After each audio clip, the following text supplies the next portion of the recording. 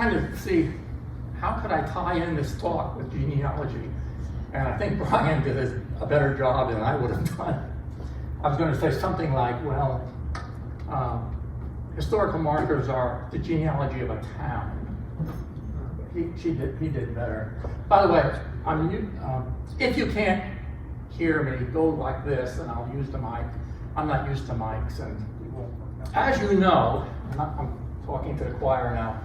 This area has a rich history, and you can see that in the number of markers it has. Okay, you can't have historical markers without having history. Okay. Now, let me briefly try to make it briefly explaining how I got into this business. I retired some years ago, and then I looked at one of the markers, which I'll show you, and it said that Helen Keller lived in Florence. Now, I was shocked because the 30 years I'd been here up to that time, Helen Keller is Tuscumbia. Okay, I never heard that she was over here. Now, it's not an earth-shaking bit of information, but I said, wow, these markers have information that I didn't expect and didn't know. So I went home and I told some friends, and they said, boy, you misread that marker. So I went back, took a picture of the marker, and that's when it all began. Okay? That was my downfall. So I'm kind of an amateur photographer, so if you take a picture of a marker, well, if there's one on halfway down the block, you take that one too, and then you see another one, and you know how it is. So I ended up taking a lot of markers, and I told my wife, hey, let's take them all of Florence. Okay? Then after we got to Florence, well, of course, you're going to get Lauderdale County. And then you start thinking, well, Culver County has similar history. I mean, we're really one area. So I did Culver, and then I realized Franklin is just part of, originally, Culver used to be Franklin, part of Franklin. So might as well do Franklin. So that's how it progressed, okay? So I have this obsession now. If I hear about a new marker, off I go. But it's been a lot of fun. I've learned a lot. Besides, what do you do when you're retired? Now, I never can remember what the slides are. Okay. Well, most of you have noticed that I have my book here. It's in the back. What I've done is, for those 3 counties, I've accumulated 320 plus markers and a few historical signs that I thought were appropriate. And so they appear in this book. It was printed and released in this spring, and I'm proud of it. As you know, new markers will be put up and things will change. But anyway, I tried to make it up to date. So this is your 3rd one of historical markers, right? Well, actually, honestly, the first one had about 100 markers in it. Okay, and then I realized I could add some more that I found, and so that was the 2nd book.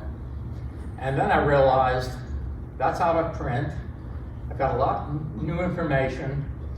I was thinking of calling this a 2nd edition, but I found out the definition of 2nd edition. This was so much of a change that it had to be a new book. So I changed the title, and here we are. This has more than what's in those first 2 books. So forget the first 2 books now. Often when I go around, if I say, oh, I'm interested in markers, people will say, oh, in Florence there's a marker on every corner. I've heard that over time and time again. It's not strictly true, but it's pretty close to the truth. We're going to see that almost every block has in downtown Florence. And I'll show you a map later, and you'll see exactly what the situation is. Just to kind of get used to how you see markers all over the place, I thought, in your imagination, transfer yourself over to Wilson Park, which is just in front of the library, okay? And if you're in Wilson Park, you can see 9 markers. It's amazing, okay? If you see, I've got the dots up there. I can get this, where's mine? Oh, well, you can see it. But, you can see all the red dots going around. It was that first marker that got me going. Okay, it was the Wood Avenue marker. The truth is, I said, Wood Avenue, what's it going to talk about? Wood Avenue, you know, it was made and so on. Anyway, so I wasn't expecting anything, but on that third paragraph, notice it says notable residents of Wood Avenue were Tom Stribling, the famous author, and by the way, when I retired, then I read his novels. It's a great way to do it when you're retired. And then George Goebbels, the chief engineer for the Panama Canal. You probably do know that he was first here working on the canal system, which was trying to bypass the shoals before they put the dams in. And he really learned his craft, how to build a lift here. And it's on that, because he had the expertise, that's why Roosevelt chose him to be the chief engineer of Panama Canal. He said later in his life, when he was asked, what achievement are you most proud of? And he would say, my work here in the shoals. Because he said, Panama Canal, that was a breeze, I knew what to do. Okay? Here he had to work out the solution.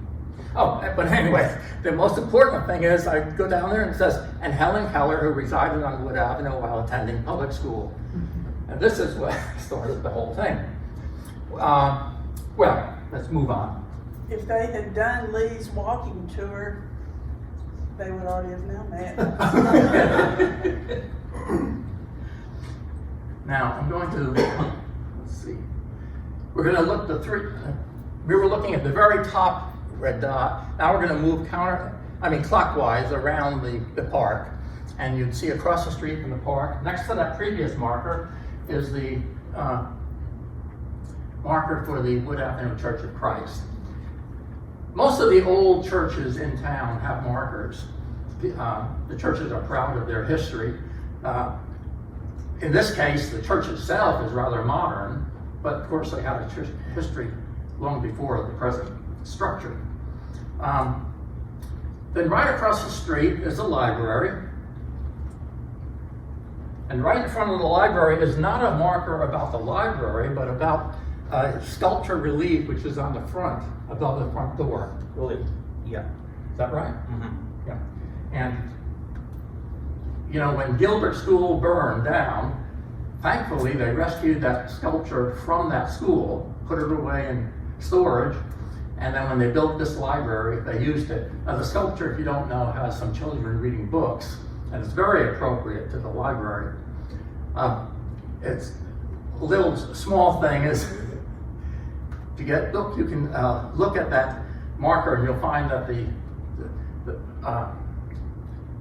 the person who did the sculpture, his name is spelled differently in two different places, but that's not important. We're actually replacing that marker because it got knocked over.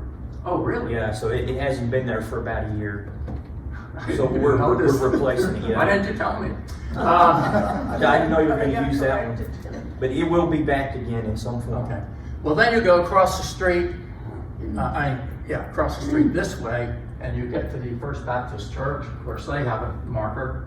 And then continuing right across the street, you're on the post office land, and it has the Florence Synodical Female College. There's no evidence of that college being there now, and that's one of the beauties of these markers. It saves that history, and people can see what used to be there. Continuing around, you're now on post office land. If you go in front of the post office, there's a marker not about the post office per se, but about John McKinley, who happened to be the first Supreme Court Justice from Alabama. But curiously enough, I always call it the post office, but officially it's the John McKinley Federal Building.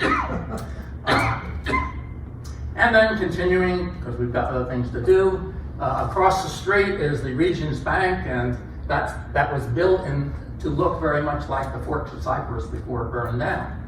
And so it has a marker talking about that. And then right across the street is the First United Methodist Church, and of course we have a marker there. I don't have that map again, but if you go back to Wilson Park and go to the northeast corner, there's a marker for Wilson Park itself. And Wilson Park, as you know, was set out when they surveyed the town. And so it was originally, I guess you'd call it city square or something like that. And then in 1922, when President Wilson died, they named the park for him. There's a marker that's, I think, should be there, but is missing, and that's concerning that fountain, that beautiful fountain that we have in the park. You know, right across the street from the park was this retired minister, Kennedy Douglas. And I understand he's a bachelor, didn't have children. So when he died, he willed his house to the town to be used as an art museum. And so that's how he got the Kennedy Douglas Art Museum. But he also willed an amount of money to build a fountain for the park.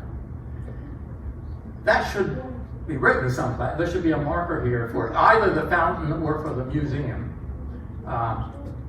But anyway, people don't listen to me. Now, I'm often asked, who creates markers? Well, just a short list here. Alabama has a number of historical associations which make markers throughout the state. Here in Florence, we have the Florence Historical Board, and they get a small stipend from the city, enough to put in a marker every other year, let's say. Now, roughly 15 years ago, I was on the board, and we used to regulate when every other year we'd have a marker. Lately, I haven't seen a lot of new markers, so I don't know, the policy seems to have changed a little bit. But anyway, the Florence Historical Board is responsible for a lot of these downtown markers. Now, across the river, you have the Colbert County Historical Landmarks Foundation, trying to further history over there. Every town in all these counties likes to have a marker giving forth its history. So you'll find a marker, you know, in Killen, Florence, every little burg that you can find. And I've already mentioned that the churches, usually the older churches, have markers. And so what they'll do is they'll come up with the money and give it to one of these others who are experienced in putting up a marker. And so you'll find maybe a marker in front of a church. It'll say Florence Historic Board, but it's a church who paid for it, not the city. It's possible for a private person to get, and a few people have done that, created markers. Listen, markers cost a little over $3,000. And if you put up $3,000, you can order a marker, and it can say anything you want. I used to think, oh, historical markers, it must go through some state commission that checks the wording and blah, blah, blah, blah. No. So, there's nothing checking the fidelity of the marker. Well, they do now. Brian says they've got a process in place now, but they didn't used to. Yeah. Well, okay, you say so. Yeah, that's just been in the last 2 or 3 years that they've started that, though. Above each marker is a emblem that kind of indicates, you know, the source. You can see the Alabama Historical Association had the Alabama flag, and then the Alabama map. Florence Historic Board has its. I've just put a few of the emblems up here, but you can get a sense, looking at the marker, of who sponsored the marker. But again, as I say, it doesn't say who paid for the marker. Especially churches, they pay for their own markers. Well, a talk about markers can't proceed without mentioning the most famous marker here in Florence. And I know you all know what it is. If you're here from Florence, you know it's the Mountain Tom Clark marker. Now, you know, he was this notorious outlaw with his band just after the Civil War, and they terrorized the citizens for over a decade. And not only did they rob and murder, but they tortured. Some very gruesome tortured stories. So eventually he was caught and hung. And the story goes, the marker says, because he said no one will run over me, they planted him, buried him in the middle of the road. Now, Lee Freeman here says there's no written evidence of that. Okay? Now, he's a good genealogist, and most of you are in genealogy too, and that's what you do. If there's no written evidence, you say, I can't use it, okay? So I understand him saying that, but I say, there's always the possibility it's true. But it's a legend. Let's just call it a legend. It makes for a good story, and who knows? I don't think we'll ever learn the truth. Well, we might if he dug up. Any rebuttal, please? Well, No, it's a great story, so no matter what I say, the historical marker says he's there, and it's a story, and it's cool. If the sign just said he's believed to be buried here, but it is what it is, so it's good. I've never met a person, I live in Florence, I've never met a Florence person who didn't know about that marker. that's because of Elizabeth Wade Womack McDonald, who taught history at Coffee High School for 50 years. Well, it's a good story to relate to your friends too. But his grandson, Tom Clark's grandson, said he's buried over in the National Guard Armory. And that two of his sons later came and had the body dug up and reburied anonymously in Oakwood, so who knows? That's as good a story as any, and it's a great story. And no matter what I say, he's buried under East Tennessee Street. So. Well, this brings up the term public history. Now, seriously, in historical circles nowadays, they've developed this specialty called public history. I never heard of it a few years ago, but it's exactly what it means. It means history for the public. It includes museums and markers. It's a way of giving historical event knowledge to the general public. I will bet, I bet, first of all, most of you have read a history book, a local history book. At least half of you, I would think, okay? But if you go out to the person in the street, I'll bet you that less than 1% of the population, I will bet it's a lot less than 1%, have ever read a local history book. And I say that because if you look at how many local history books are sold, a few hundred, that's it, you know. So if you were the common people, so to speak, maybe we'd be lucky to have one person here aware of the local history. No finger pointing. But these markers really fill a purpose. Okay, you're reaching the public in a method that you could not do otherwise. Listen, if we let our history die or become unknown, then your history dies. So, anyway, there's a purpose for these public markers. That's what I'm essentially getting to. Yeah. Isn't Terry coming back to the public history department at UNA? That's good. She started it. Carrie Crawford. Right, Terry Bobson, right. And she's coming back. That was the first time I heard the term public history. Yeah. They didn't have a department We're before lucky. that. Yeah, we're lucky we have one. Here's some maps I've drawn. These are the downtown markers. Okay? If you look really closely, you'll see almost every block has a marker. Not quite. Now, depending to how you define downtown, okay? On my map there, I'm saying 92 markers are in downtown, but you know, that's a little flexible.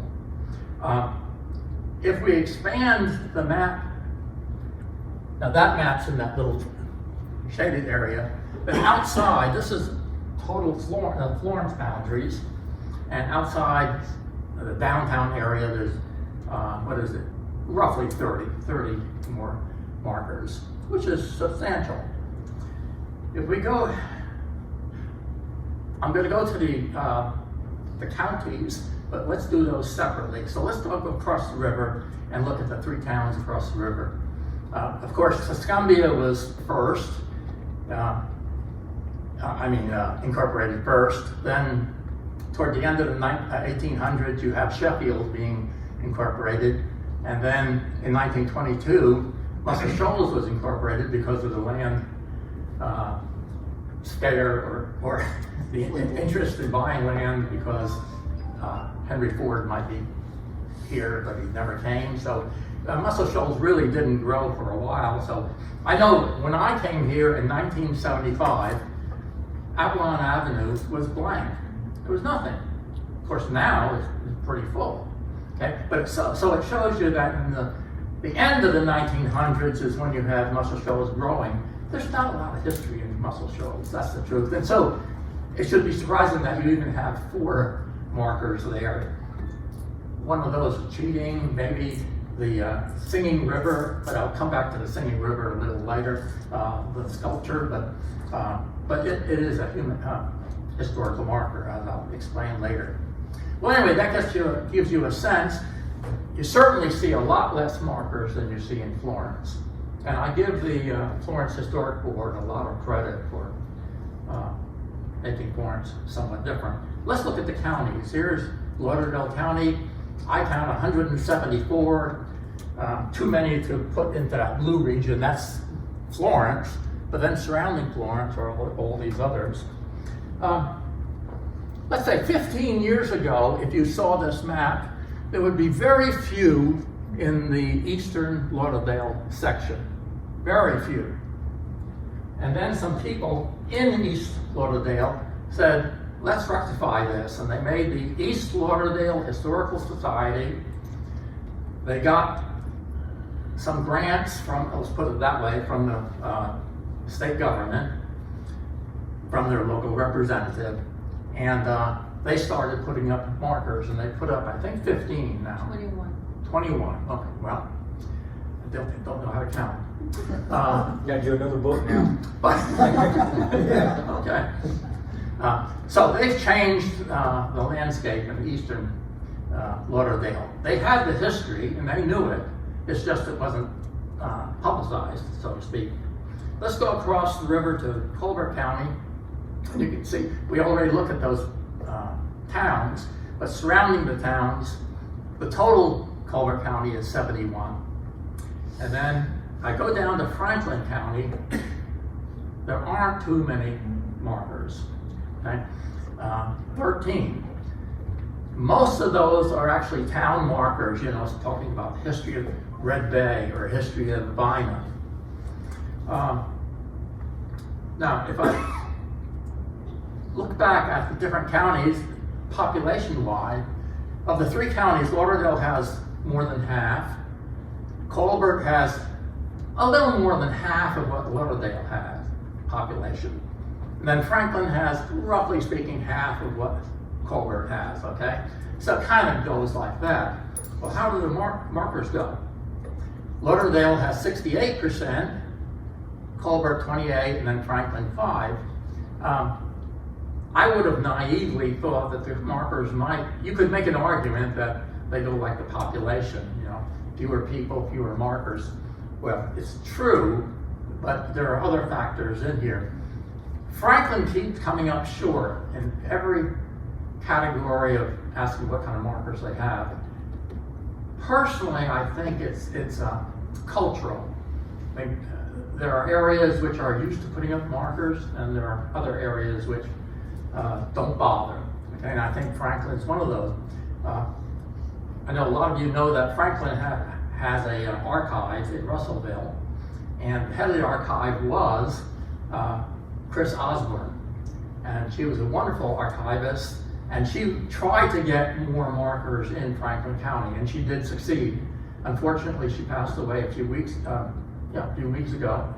and so I don't know what the future brings in terms of markers in Franklin. I just threw together a bunch of church markers, so there's no particular reason in the selection I have here. But over on the side, you see Lauderdale County has 25 church markers, Colbert 6, and Franklin 1. Now, I think you could make a good case that church markers should go with population. I mean, if you have half the people, you have half the churches, and well, I don't know how true that is. But anyway, you can see Lauderdale still is way ahead in terms of churches being recognized. 10 years ago, Franklin didn't have a single church marker. And now they have the Baptist church downtown. But you can't tell me that that's the only old church in Franklin. I know of other old churches. So, anyway, room for improvement. While we're talking about Franklin, there's the town of Hodges. There were no surprises in most of these other, but when I got to town of Hodges, its marker didn't talk about the town at all. It's entitled The Spirit of Hodges, and it tells this story, which is kind of interesting. During World War II, they collected enough money to support a fighter plane. So, in fact, in today's money, it would be $1 million. And there's only 200 people in Franklin, so I mean, anyway, it's incredible.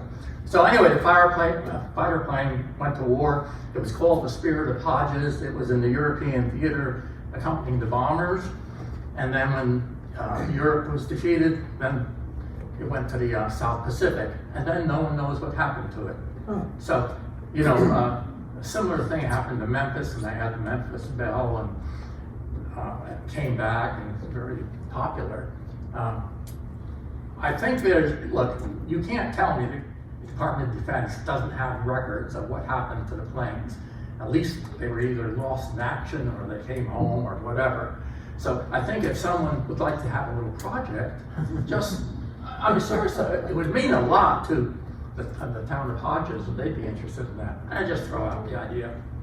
I'm too busy. And staying with Franklin, this is a picture of Franklin County in 1818 when it was created, no Culver County, as you probably know, and extended all the way up to the river. Now, at that time, there were only 2 cities in this county. There was Tuscumbia in the far north, and then Russellville, which is relatively in the rear, in the bottom. The people decided that the county seat should be in the middle. So they created a town of Frankfort, and there's a marker there where the town was. 1848, the town was created. They built a courthouse, they had a jail, and then the community built up around it. When I went out to take that marker, let me tell you, there's nothing there. My apologies to any farmers here that are in that region, but I mean, there's the road and there's the marker. That's it. No evidence of anything. So why did the town disappear? Well, but that's an interesting marker in my sense. I would never have known about that town if it weren't for that marker. And right after the Civil War, well, close to the Civil War, 1867, they decided to split Franklin into 2 counties.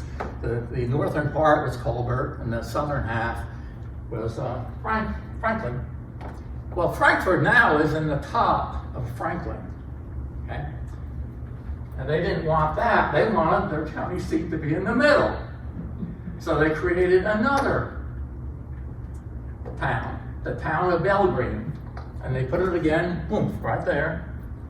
And again, they built another courthouse and a jail, and a community built up. And then a few years later, the wooden courthouse burned down with all the records. You're a genealogist, I could hear you cringe when I said the records are burned down. But anyway, it essentially destroyed the town of Belgrade because they moved everything. They continued the county seat in Russellville, and of course, that's where it is now. If you go there, there is the marker, and it's on the site of the Belgreen High School. Okay, so there is something there, but you have no, other than the marker, you would never know that a community had been built there. But I found that very interesting. It tells you something about the makeup of the 2 counties. I thought it was kind of ambitious to decide to build a community just for a courthouse. If I may, it could be said that it was torched, the fire. Oh, well. Do you have information? No. Other than hearsay. Half the county's Hester's. When Tom and I married in '62, there were 50 Hesters in the itty bitty Russell. And it says in the history book, if you want to know the population of Belgrade down on Cedar Creek, if you shuck a tree and be out till a Hester fall out.